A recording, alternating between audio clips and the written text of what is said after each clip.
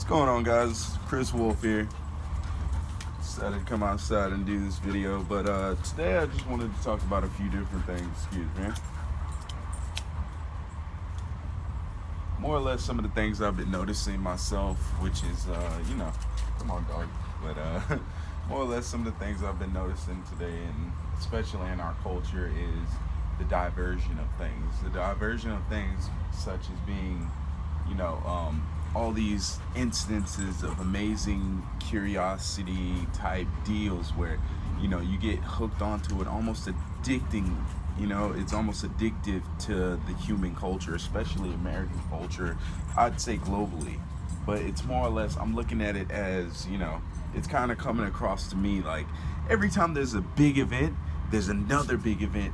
If they don't want you paying too much attention to this event, but they want a certain amount, a percentage of people to pay attention to that event for that, theoretically for that time being.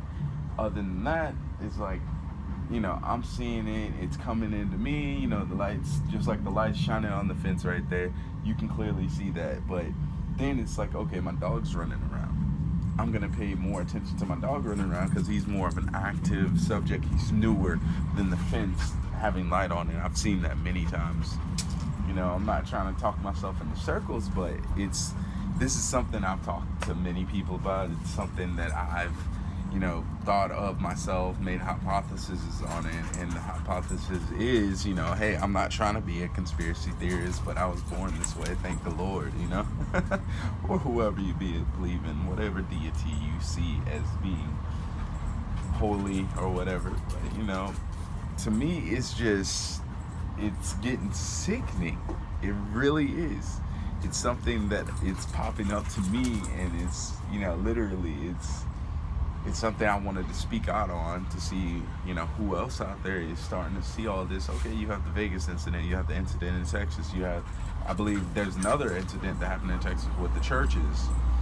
You have the storms that are looking like they're being made by some type of machine, and they just came out with the movie, excuse me, there's a freaking truck going by, of course, but, they have these, all these movies that come out basically tell a story of what goes on in our world. To me, I view that stuff as being like, what the hell, we have Irma, we have all the storms out there forming in the Gulf and on the other side of the Americas, and then they come out with this movie about weather control at the nick of time. At that time I was working in Texas. I worked for a security company, so it was about 44 of us who got to escape Florida when there was really no reason. But this is every single time with Floridians. I live in Florida, so I know this stuff. I grew up here, so every time I notice a storm comes, people freak the hell out. I don't want to talk too bad. Kids might watch this one day, but I don't want to freak out too much because I start to see so many instances of where people they follow the system. One flamingo flies away thinking there's danger, all flamingos fly away because that flamingo might know something that they don't know. So being eating, it's a flight or fight reflex. A flamingo's not going to fight too much unless it's really trying to get away and something already has it. But by then, it's a flamingo. It's not going to, But a lot of animals know flamingos really don't taste that good unless they're just hungry, from what I heard. But, the point of being, all these people went out buying water. All these people decided to, try to flee Florida at one time. This large traffic on the highways. There was, Key West, lots of people were probably hurt, trying to escape, freaking out. Fights started, which, for the economy of Florida, it was pretty good because guess what they got? They got sales went up in water, something that's, a renewable resource that's everywhere on this planet. We can purify it in many different ways, but we're charging people like Disney World prices, like $7 for a bottle of water, which is crazy to me. But, make money how you gotta make money. But, people are going crazy in the supermarkets, almost killing each other over simple things. And it gets to me because I'm looking at it. It's like, okay, if there was a storm that was gonna be that bad, Neil deGrasse Tyson said, I listened to one of his interviews with Larry King just a few moments ago, last night, this morning, whenever it was. But he was like, why as scientists, why have we not figured out a way, instead of fleeing the hurricane, why not manipulate the hurricane, use it to our powers, use it to generate more powers? We can make some type of turbine, some type of thing out there, unquote from him. But this one thing, we can make so many different things for these big disasters, natural mother nature type disasters. Why not utilize them? Pique your curiosity, step outside of the body, use that wind, use that water, use the power coming from that storm to help us. We're not dumb. One meteor comes, we're all gone. So we got to start using our freaking brains. Whatever the hell can happen, nukes, whatever. We got to start using our brains a lot more than just scurrying around running from a freaking storm when we're 2017, year 2017, and we're running from a fucking storm. Excuse my language, but if I'm not on the ocean, I don't really see why the hell I'm running from a fucking storm. Especially if I'm inland. Especially if I know we're smart enough as a horde, as a collective, to put our heads together to try to fix these things. But off that topic, back onto what I was talking about that diversions that they can say the government or whoever, secret civilizations that we don't know about, or pseudo civilizations which hide in plain sight. You can look at those like secret societies. A secret society is nothing but, some bullcrap. I mean, there's an equation out there for religion. Time plus cult equals religion, right? As far as I studied, but these secret cults out there are starting all this big fiascos, and these big fiascos are starting to affect global economy as a whole. And I'm starting to see it, like, okay, we got this guy Trump, they say he's a time traveler, they say he's a reptilian, they say he's this, they say he's that. Then you have Jim Carrey, who's freaking opened his mind, like Mr. McKenna, or whatever his name was, the hallucinogenic scientist guy, who is absolutely amazing. If you watch this video, I say take a second, watch his video, understand, listen deeply to what he's saying, take time, just sit down and listen to what he's actually talking about. He has many lectures, he has many sit-ins with hundreds of people came to sit in and listen, the ones who are ready to open their mind, open their third eye. And that's another thing that I'm very high on. I've been to a few shamanistic states in my lifetime. I'm only 26, but I've had the experiences throughout my teen years of experimenting and transitioning to the awakened state, in which I learned quite a bit of things that helped me in life and made me realize that every experience in life is a key to another door to get to another part of life. Mushrooms, as he said, are the ambassadors of knowledge, but you are already a knowledge hub, a center. You just got to be able to pull that knowledge from your environment, like how some animals absorb the energy from the water, the energies of minerals, from the mud, the different mucks on the planet, the different things they eat. They absorb the energy and make themselves stronger to be able to hunt, to heighten their skills. We have to be almost as those animals are, to be able to absorb what we have from nature, the knowledge that we already have that's within our DNA, to grow ourselves. Now, if we don't sit here and grow ourselves, I don't really know what the hell's going to happen in the next 1,000 years, because nobody really does, unless you're a prophet, or you eat 5 grams of shrooms and hey, you fucking see some shit that nobody else sees. I don't know. I'm just saying, it's a lot of amazing things out there in the world, and I just say, take a step forward. Don't just sit there. Write yourself a check on a piece of paper, a fake check. Write yourself, I want $100,000 in the next year. Visualize it, and I guarantee something like that will happen. I've been doing that in my life, and a lot of things actually have been going good for me in the last, few years, even though there's bad things. But as I said, experiences are experiences, and I'm glad I'm having these experiences, because I'll be able to bestow that knowledge. I'll be able to recycle that knowledge onto others. The mosquitoes are getting bad out here, freaking mango trees and stuff. But it's a beautiful day. I'm happy that, the people who are watching this, if you, sit in and don't click off or, even subscribe, that'll help. But, if you are actually listening to me, I'm the guy sitting here talking to himself, trying to talk to you guys. I'm not just trying to talk to myself. I do that enough. I'm not crazy, but who isn't crazy? So I might be very crazy, but at the same time, it's just a lot of things I like to say. I want to say. If I could stand in front of a crowd, fear, I wouldn't have any fear. I'd probably get jumbled in words because I have so much knowledge that I want to give out, that I've seen and I've learned and I've heard from others, the older, the wiser, that I just want to get some of that across in the way I've seen it, so that you can see it in your own way. You'll be able to tell somebody else something. But, there's a few other things I would like to talk about. Like, I've been watching some of these recent UFO documentaries. I've also been watching a few other documentaries on how people are thinking the Earth is flat.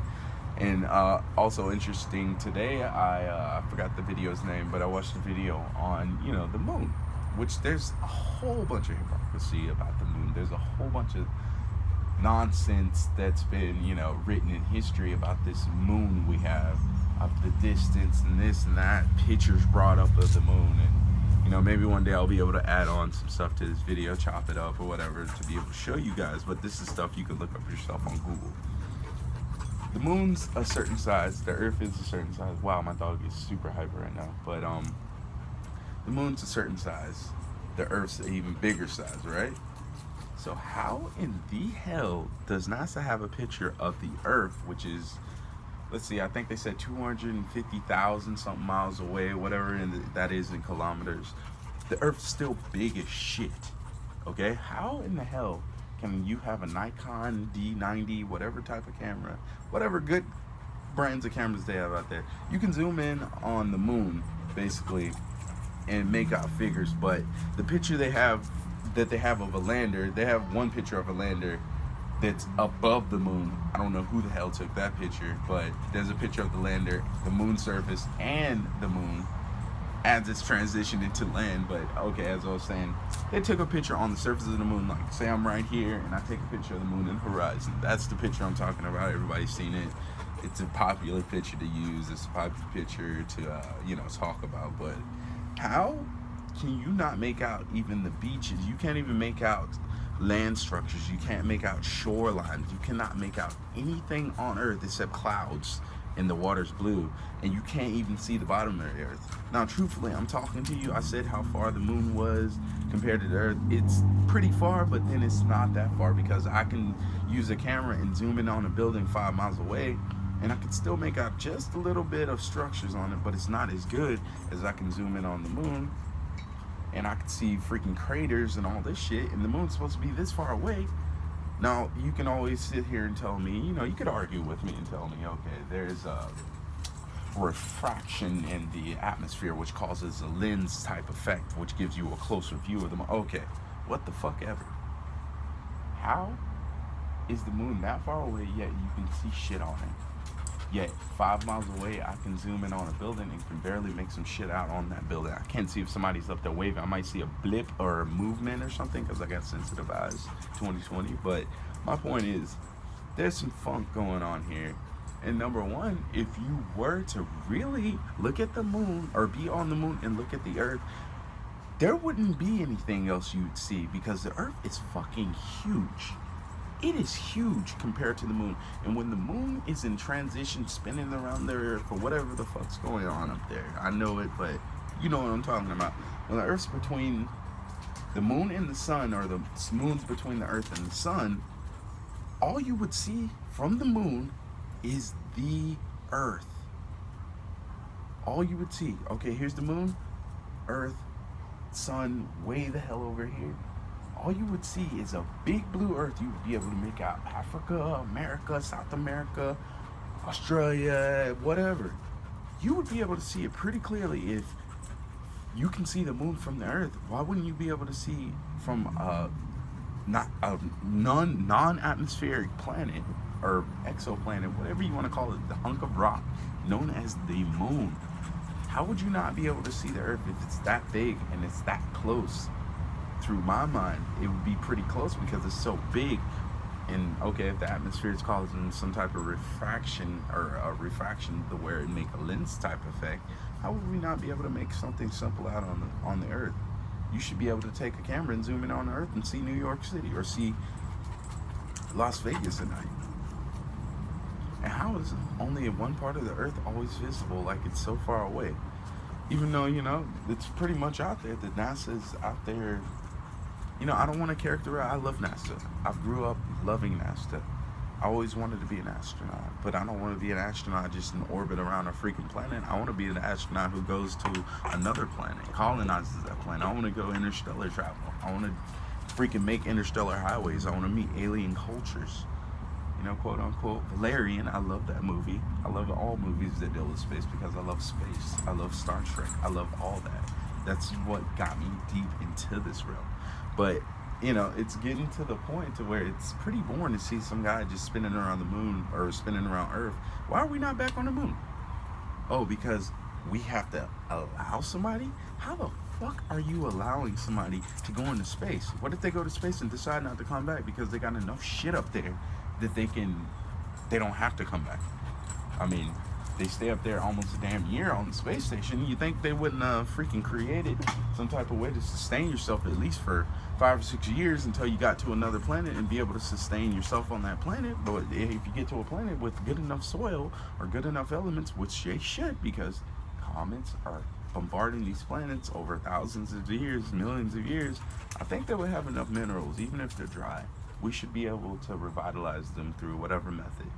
My point is, I'm just looking at this stuff like, come the hell on. There's some lies being told, and there's some stuff we don't know. Maybe we don't want to know because knowing stuff scares you. As they say, ignorance is bliss, right? But why be bliss when you can know and still be bliss? Don't fear what is unknown. Fear what is known to be unknown. That's what I'm scared of. I don't like knowing some shit and I really don't know no shit because I'm not being told the truth.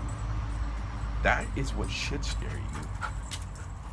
This ball, okay, they say if I had a ball that was blue, I can see it's blue, but that's because there's some freaking satellite beaming some knowledge or beaming some type of ray down, which make colors appear a different color because they don't want humans to see the color or whatever. Some stuff like that, some crazy out of the world stuff. I'm some type of experiment, say something like that, So I'm thinking I'm seeing one thing, but I'm not seeing nothing. I'm sitting in a freaking room with all kinds of little probes sticking out of my head in some type of virtual reality. A holographic universe, but I ain't even moved from my chair. I sat down after I drank a cup of coffee, and they said, hey, we're going to try this, and I've been there for the last 4 years. I have a kid now, this, and this is all fake. It's just a perception of a dream that got manipulated through electrodes firing off in your head, letting you perceive different iblises that they're giving you to have triggers to blow them off, whatever. It's just crazy that all these beliefs of so many lies. There's more beliefs in lies than in the truth. When the truth is out there for us to know, but they said we have all these other secret societies out there manipulating it for their own power, or one world order, or whatever they call it, which is bullcrap because half these guys are, they give us the thought that they're pretty stupid. But you never know. They might not be as stupid as they thought. Everybody thought Jim Carrey was a freaking idiot because he was he's a funny guy. Jim Carrey's a freaking artist. He makes people laugh in all kinds of ways. Same thing with Mr. Chappelle. I like Jim Carrey a lot more because I know Jim Carrey a lot more. I knew him through his movies. I don't know him physical. But now that his mind has awakened, in whatever way it did awaken, he's become an artist.